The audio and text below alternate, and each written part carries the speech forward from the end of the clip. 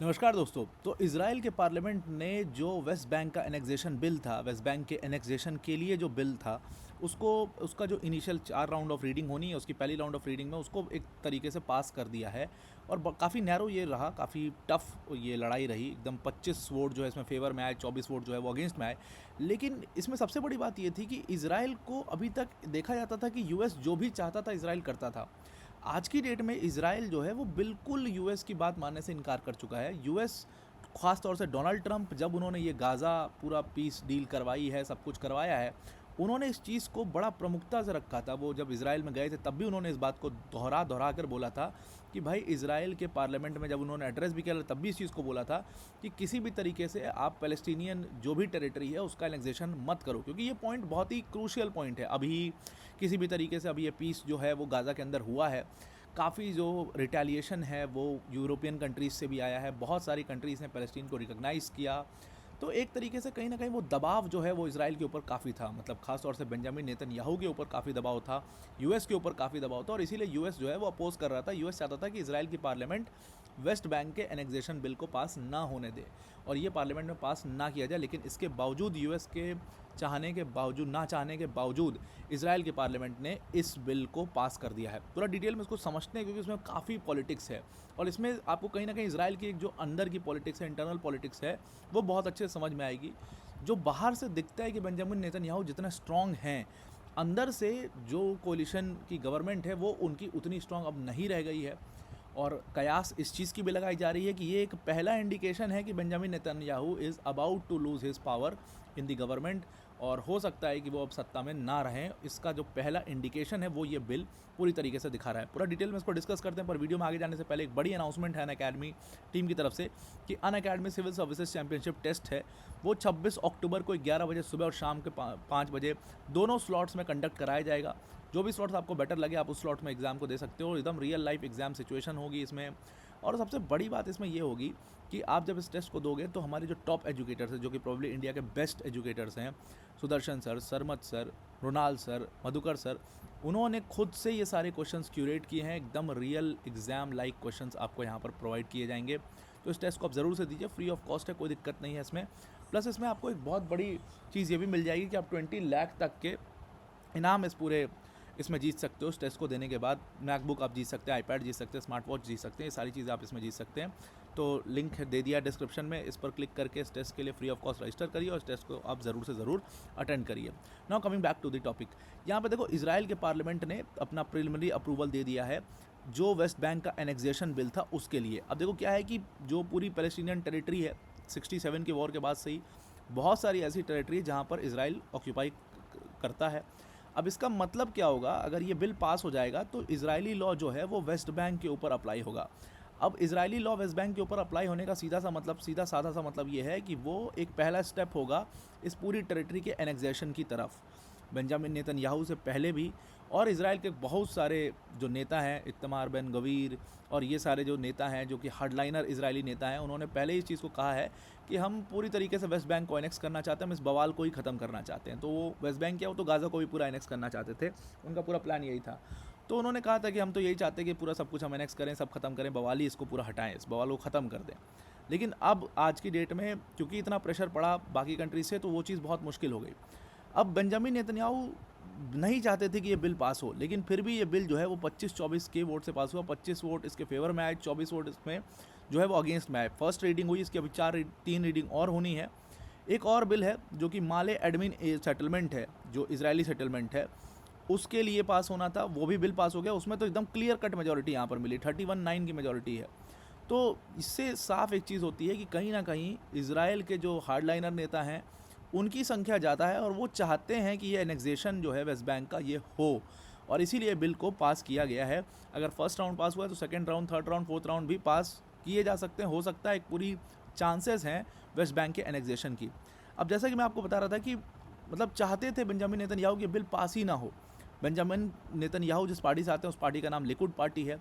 अब यही मतलब इजराइल के पार्लियामेंट की आप कह सकते हो ये खूबसूरती है कि यहाँ पर अपोजिशन के बिल भी पास होते हैं, और अपोजिशन पार्टी ने इस बिल को इंट्रोड्यूस किया था। बेंजामिन नेतन्याहू जो कि प्राइम मिनिस्टर हैं, सरकार में हैं, लिकुड पार्टी पूरी मेजॉरिटी में है, उसके बावजूद लिक्विड पार्टी के ना चाहते बावजूद भी ये बिल पास किया गया है, क्योंकि लिक्विड पार्टी जिन लोग के साथ कोलिशन में है वो हार्डलाइनर नेता हैं और उन्होंने इस बिल को सपोर्ट किया, जिसमें सबसे पहले जूइश पावर पार्टी के बड़े नेता इत्तमार बेन गुइर, जो कि खुलेआम बोलते आए हैं अभी तक कि वेस्ट बैंक के एनेक्सेशन को लेकर के, गाज़ा के एनेक्सेशन को लेकर के, इनको पूरा ख़त्म करने को लेकर के, टू स्टेट सॉल्यूशन को नहीं मानने को लेकर के ये बहुत वोकल रहे हैं। और ये हमेशा, अभी इन्होंने बड़ी मुखालफत भी करी बेंजामिन नेतन्याहू की। इन्होंने ये तक भी कहा कि कोई ज़रूरत नहीं थी हमास से हाथ किसी भी तरीके की कोई संधि बंदी करने की, कोई सीज़फायर करने की। और इन्होंने तो यहाँ तक भी कह दिया था कि यूएस को बीच में नहीं बोलना चाहिए। ऐसे ही एक और नेता है ज़ायनिस्ट फैक्शन के बेजालिल स्मोट्रिच, जो कि हार्डलाइनर नेता है अगेन इसराइल के। और इन दोनों ने अपनी अपनी पार्टीज़ के वोट्स को जो है वो फेवर में दिया उस बिल के कि वेस्ट बैंक को एनेक्स करना चाहिए। यानी कि उन्होंने बेंजामिन नेतन्याहू के खिलाफ जाकर के वोटिंग की, अपनी गवर्नमेंट के खिलाफ जाकर के वोटिंग की, जबकि वो हिस्सा थे, वो कोलिशन गवर्नमेंट का हिस्सा थे फिर भी। तो ये दिखाता है कि कहीं ना कहीं जो बेंजामिन नेतन्याहू की पॉपुलैरिटी थी वो सीधी तौर पर बहुत कम हुई है। पहले भी हम इस चीज़ को डिस्कस कर चुके हैं।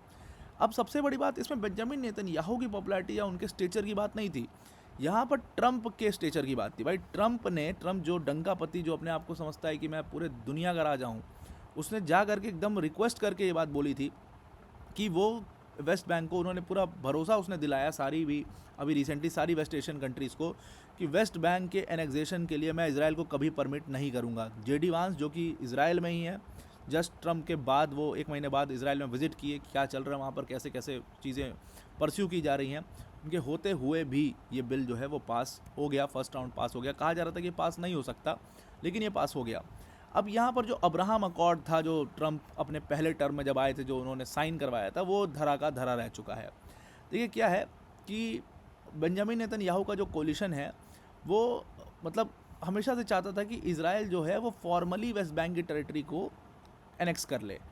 अब 1967 की ये कहानी है पूरी। 67 के वॉर में, जैसा कि मैंने आपको स्टार्टिंग में बता रहे थे हम, कि यहाँ पर क्या था कि 67 के वॉर में इसराइल ने बहुत सारी टेरिटरी कब्जा कर ली थी, जिसमें वेस्ट बैंक की भी कुछ टेरिटरी आती है।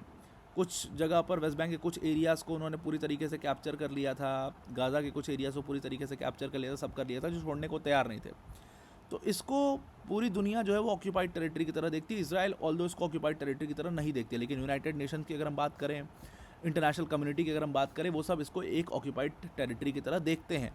तो अब इसराइल चाहता था कि इसको फॉर्मली रिकॉग्नाइज़ किया जाए और इसको इसराइल की टेरिटरी बोला जाए।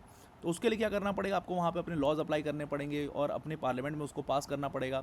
तो इसीलिए उन्होंने ये एनेक्सेशन बिल, वेस्ट बैंक के एनेक्सेशन बिल को वो पार्लियामेंट में उन्होंने इंट्रोड्यूस किया और उसके फर्स्ट रीडिंग में वो पास हो गया। अब देखिए, यूएन का जो हाईएस्ट कोर्ट था उसने एक डिसीजन दिया था 2024 में। उन्होंने कहा था कि जितना भी इजरायली ऑक्यूपेशन है पैलेस्टीनियन टेरिटरीज़ के ऊपर, ख़ास तौर से वेस्ट बैंक में और भी जगह पे जो है, उसको पूरी तरीके से ख़त्म कर देना चाहिए उस ऑक्यूपेशन को, और इसराइल को वहाँ से विड्रॉ कर जाना चाहिए, क्योंकि ये गलत है। अब नेतन्याहू की अगर हम स्टैंड को देखें और उसको समझने की कोशिश करें, तो नेतन्याहू ने शुरू से कोशिश करी है कि पहले तो वो एनेक्सेशन की बात करते थे, लेकिन अभी जब से उन्होंने देखा कि वेस्टर्न कंट्रीज़ जो हैं वो एकदम से उनका रुख चेंज हो गया, एकदम से वो पैलेस्टीन को सपोर्ट करने लगी, पैलेस्टीन स्टेट को रिकॉग्नाइज़ करने लगी, टू स्टेट सॉल्यूशन को रिकॉग्नाइज़ करने लगी।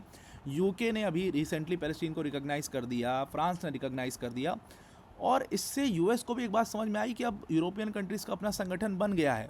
तो कहीं ना कहीं ट्रंप ने ये प्रेशर डाला बेंजामिन नेतन्याहू के ऊपर कि भाई तुम भी एनेक्सेशन की बात ख़त्म करो और अपना जो है हमास के साथ ये संधि करो और ख़त्म करो इस मामले को।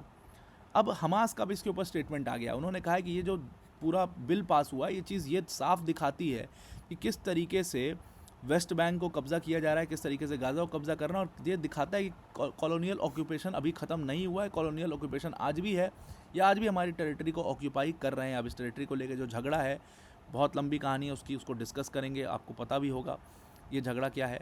तो हमास का भी इसके ऊपर स्टेटमेंट आ चुका है। हमास भी पॉलिटिकली अपने आप को असर्ट करने का कोशिश पूरा कर रहा है। अब देखिए, पैलेस्टीनियन वेस्ट बैंक का जो पूरा पॉलिटिक्स है वो बड़ा पेचीदा है। वहाँ पर कुछ हिस्सा है जहाँ पर इज़राइल जो है उसको कंट्रोल करता है, जैसे माले एडमिन जो पूरा एरिया है, जो यहाँ पर लिखा हुआ है माले एडमिन, जिसके लिए बिल लाया गया था, वो पूरा इजरायली सेटलमेंट है।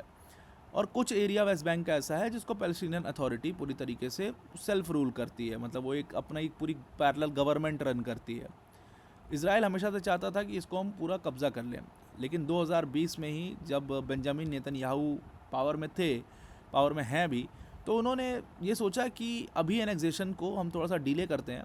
अभी एक्सप्लिसिटली उन्होंने एनेक्सेशन के ऊपर कुछ नहीं बोला, क्योंकि वो चाहते थे कि अरब कंट्रीज़ के साथ जो टाइज़ हैं उनको नॉर्मलाइज़ किया जाए, यूएई के साथ खास तौर से, बहरीन के साथ, और अब्राहम अकॉर्ड भी साइन हो ही गया था। अब्राहम अकॉर्ड की सबसे बड़ा नेता जो कंट्री थी वो यूएई थी, और सबसे प्रोमिनेंट कंट्री। ट्रंप ने जब अब्राहम अकॉर्ड को साइन करवाया था, तो ये पूरा अपने फर्स्ट टर्म में तो यूएई को पूरा आश्वासन दिया था, और बाकी कंट्रीज़ को भी आश्वासन दिया था कि भाई इजराइल अब कुछ भी नहीं करेगा। लेकिन आज की डेट में इन कंट्रीज़ ने साफ कर दिया है कि अगर वेस्ट बैंक का एनेक्सेशन होता है, ये गल्फ़ स्टेट्स के लिए एक रेड लाइन होगा। इसका मतलब बहुत क्लियर इंडिकेशन है कि ये एक बड़े वॉर की तरफ ले जाने वाली बात है। पूरी अरब कंट्रीज़ एक साथ आएंगी और इसका विरोध करेंगी, का प्रतिकार करेंगी, और हो सकता है वो चीज़ वॉर में भी टर्न हो जाए। इसके ऊपर आपकी क्या राय है, इसको आप ज़रूर से ज़रूर बताइए। तो आई होप आपको पूरा ये आर्टिकल समझ में आ गया होगा। आज के लिए इतना ही। Thank you and have a nice day.